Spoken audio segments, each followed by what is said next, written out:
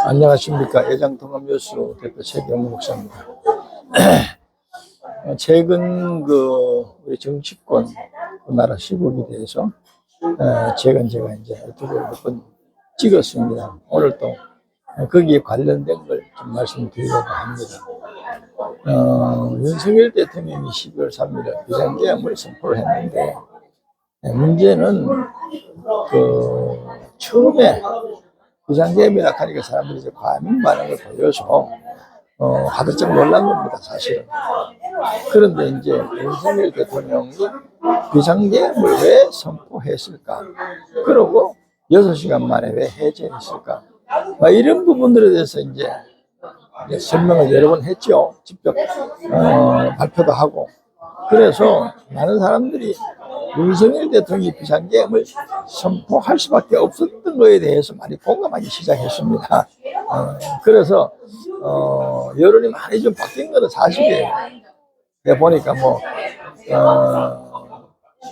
대다수 여론조사 기관에서 국힘의 지지율이 이제 민주당을 다 앞서고, 또 심지어 어떤 언론에서는 이재명 대표하고 김문수 대표하고 김문수 노동부 장관하고 두 사람을 비교해서 가상 대결을 시켰는데, 김문수 장관이 오히려 대통령을 선호돼서 높은 점수를 받았습니다.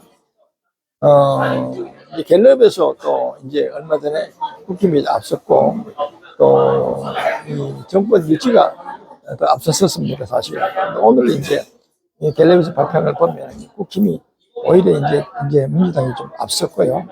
또 이제 대권 후보로서도 이재명 대표가 앞섰습니다. 물론 여론이라는 것은 마찬가지로 여론을 치지요. 그런데 문제는 뭐냐면은, 어쨌든 처음에 비상계엄을 선포했을 때 하고 지금은 상당히 분위기가 달라졌다. 이것만은 사실인 것 같습니다. 네? 그리고 지금만 가지고 이제 이 윤석열 대통령 탄핵이 인용이 될 것인가, 기각이 될 것인가, 이런 거에 대해서도 처음에 이제 당연히 인용이 된다고 다 생각을 했죠. 그런데 이제 와서는 인용이 안 될 수도 있다, 이런 쪽으로 또 많은 사람들이 생각하는 것 같습니다. 그게 바로 이제 어제 이진숙 방통위원장이 어제 174일 만에 작년 8월 2일 날 탄핵이 됐는데요. 이틀 근무하고 탄핵됐다 그러네요. 그러니까 헌법재판관들이 어제 4대4로 기각을 시켰습니다. 8명 중에 6명이 찬성을 해야 기각이 인용이 되는데, 탄핵이 인용이 되는데 4대4로 갈라져서 이제 기각하게 된 것이죠. 그것은 이제 원래 방통위원회의 위원들이 5명이나 합니다. 국회가 3명을 선출하게 되고요. 또 이제 대통령이 방통위원을 임명하게 되고, 또 위원장은 이제 청문회를 통해서 대통령이 또 임명하게 된다, 이렇게 되어 있는가 봐요. 자, 그런데 야당에서 국회에서 3명을 추천하지 않아 가지고 공석에 비어 있었답니다. 그래서 이제 이진숙 방통위원장이 임명을 받고, 그다음 부위원장 김태규 씨인가 하고 이제 두 사람밖에 없는 거예요. 그래서 이진숙 방통위원장이 임명받고 그 다음 날인가 바로 인사조치를 했는데, KBS와 MBC 이사들을 많이 교체를 했답니다. 저는 이제 야당 쪽이 많았는데 지금 여당 쪽이 많도록 만들었대요. 이래가지고 바로 탄핵이 됐죠, 8월 2일. 그런데 2인 체제에서 과연 이렇게 할 수 있느냐 하는 것이 이제 문제가 있었는데요. 그 때문에 이제 탄핵을 시도했죠, 사실은. 그런데 이제 어제 헌법재판소에서는 재직에 과반이면 된다. 그러니까 2인이 현재는 3인이요. 원래 5명이지만 3인이 국회에서 추천을 하지 않았기 때문에 2인이 제적인 거예요. 그래서 제적이 2명 중에서 2인이 찬성을 했으니까 가능하다. 그래서 이제 어제 현재에서 그렇게 판결해 준 겁니다. 그래서 이진숙 방통위원장이 이틀 근무하고 174일 탄핵 소추로 직무가 정지된 상태를 했는데, 어제 복귀가 되어서 어제 이제 과천 청사로 아마 바로 직행을 했다 그래요.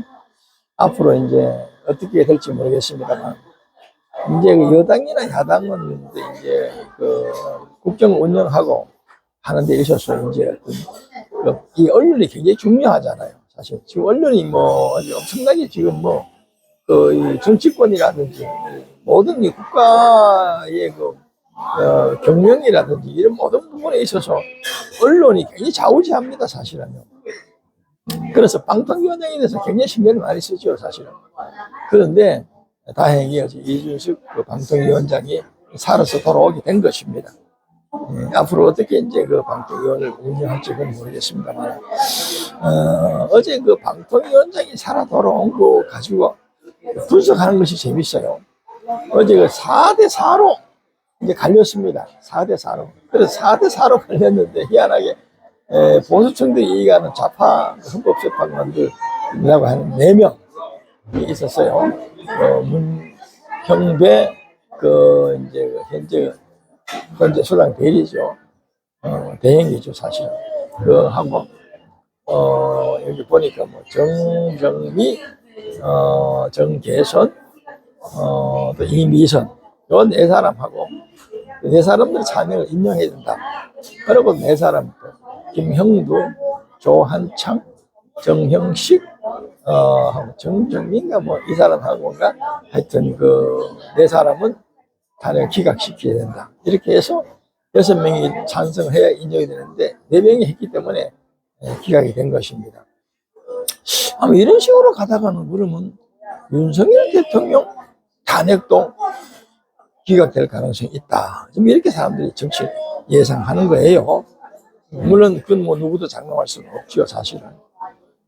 그런 이제 어떤 그 이념 편향적인 그 판사들이 지금 재판을 하고 있다. 이런 말이 많잖아요. 만약 이대로 가다 보면은, 상당히 왜냐면 6명, 전부 8명 중에서 6명이 찬성을 해줘야 이제 탄핵이 인용되는 것입니다. 그런데 어제 그치만 4대4로 되면 기각되는 것이죠, 사실. 그래서 이제 누구도 장담할 수가 없습니다. 윤석열 대통령 측이나 또 반대 측에서 국회 소추 그 의원들도 누구도 장담할 수가 없죠, 사실은. 근데 어제 이제 4차 심리입니까? 이제 오늘 그 윤석열 대통령이 직접 나가는 심리는 2번째 했죠, 사실은.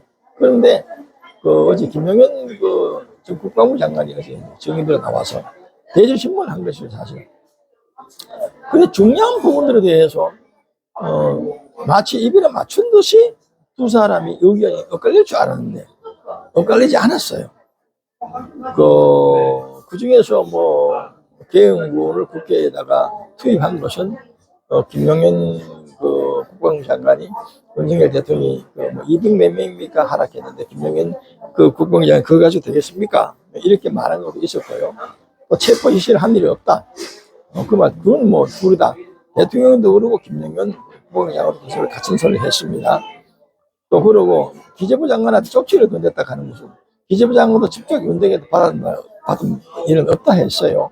그것도 그 작성도 김용현 전 장관이 했다. 포교령도 그것도 이제 김용현 전 국방부 장관이 이제 작성을 했다.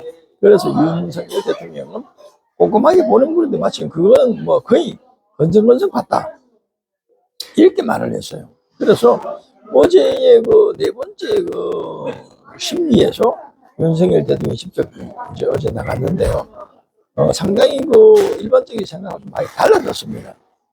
그래서, 윤석열 대통령이 대응을 잘하고 있구나. 이렇게 보면 탄핵이 기각될 수 있다. 뭐 이렇게 생각하는 사람들 생각이 들었습니다. 그래서 아마 국회 탄핵소추위원회에서는 뭐 긴장하는 것 같습니다. 그리고 많은 여당이고 야당이고 공화당이 윤석열 대통령이 탄핵이 되고 인용이 되고 대선을 바로 갈 것이 아닌가 뭐 이렇게 생각을 했는데 조금 조심스러운 일이 생겼어요. 또 그리고 어제 또 한 가지 또 중요한 일이 생겼는데 이재명 민주당 대표의 항소심 심리가 있었습니다. 작년 11월에 이제 재판이 1심 판결이 있었죠. 1년의 징역, 1년의 집행유예 2년으로. 근데 이번에 정상적으로 치면 이제 2월달 내로 다 끝나야 된다는 거예요. 그런데 상당히 시간 삐쳐가지고 이제 와서 심리를 어제 처음 했어요. 했는데 재판 그 항소심에 그 재판부에서 그 이재명 그 민주당 대표의 항소심 진행하기 위해서 다른 걸 받지 않겠다. 자기 재판부에서 이렇게 했고 아마 3월 이내로 2월 뭐 20 며칠 날까지 아마 그 심리를 결심하겠다 이랬었어요. 그래서 이제 뭐 늦어도 8월 3월달 중으로 대법원 판결 나오겠다. 뭐 이렇게 말을 하고 있습니다. 이렇게 해서 상당히 이재명 대표는 긴장하고 있는 것 같고요. 이재명 대표 측에서는 어쨌든 재판을 자꾸 연기하려고 어제 뭐 위원분들 재청을 하려했잖아요. 자기 재판 건에 대해서. 그래서 그걸 낼까 이러다가 안 냈는가 봐요. 그래서 이게 이제 그 재판부에서 낼라 빨리 내고 걔를 확실하게 해라 이랬답니다. 그래서 그 어떻게 될지 모르겠어요. 만약에 그 윤석열 대통령의 탄핵이 그 심판하다가도 먼저 만약에 이제 이재명 항소심 재판이 나오게 된다면은 만약 거기서 이제 실형이 선고가 떨어진다.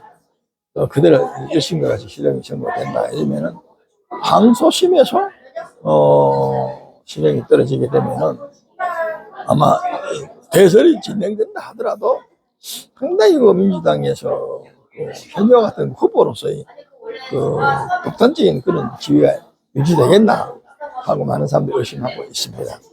또 상당히 요동치겠죠.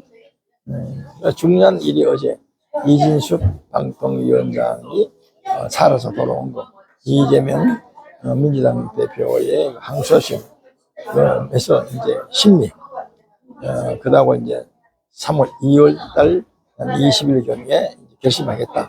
그리고 3월 달 중으로 대법원 판결 나오겠다 하는 거. 그다음에 윤석열 대통령이 이제 헌재에 가서 직접 이제 그 참여했다는 거. 그리고 김용현 그 국방부 장관이 나와서 같이 대지신문했다는 거. 이런 것들이 상당히 화제가 됐고 전반적인 부분에서 윤석열 대통령한테 유리한 국면이 되지 않았나 이렇게 많은 사람들 생각이 되었습니다. 어쨌든 앞으로 어떻게 될지 모르지만 우리나라의 그 사법부가 국민들 신뢰 많이 잃었어요. 어제 법원처장도 그 얘기를 했답니다. 그 대법관 회의에서 그 얘기를 했대요. 사법부가 신뢰가 지금 굉장히 떨어졌는데 신뢰를 회복할 수 있도록 공정하게 재판, 신속하게 빨리 진행해야 된다. 그런데 이게 했다 그래요. 그래서 그 신문에 났는데 만약 그대로라면은 이재명 민주당 대표의 재판은 아마 3월 중으로 결과가 아직 나오지 않겠나. 그리고 윤석열 대통령의 현재의 심리가 만약에 조금 더 시일이 빗어지게 되면 원래 6개월까지 할 수 있잖아요. 그러다면은 이재명 윤석열 대통령의 탄핵 결과보다가 오히려 이재명 대표의 법원의 항소심 결과가 더 빨리 나올 수 있다. 이렇게 많은 사람이 예상하고 있습니다. 어쨌든 우리나라 정치가 국민의 신뢰를 좀 얻도록 해야 될 것이고 사법부도 신뢰를 얻도록 노력해야 될 것이고 모든 것이 편파적이 아닌 거예요. 공정하게 공정한 그 정치, 공정한 사법부, 공정한 모든 이 세상의 이치가 이루어져야 되겠다. 그렇게 생각하는 사람들이 많습니다. 제발 그렇게 되면 좋겠죠. 네, 감사합니다. 대장동 뉴스대표 최경무 목사입니다. 네, 감사합니다.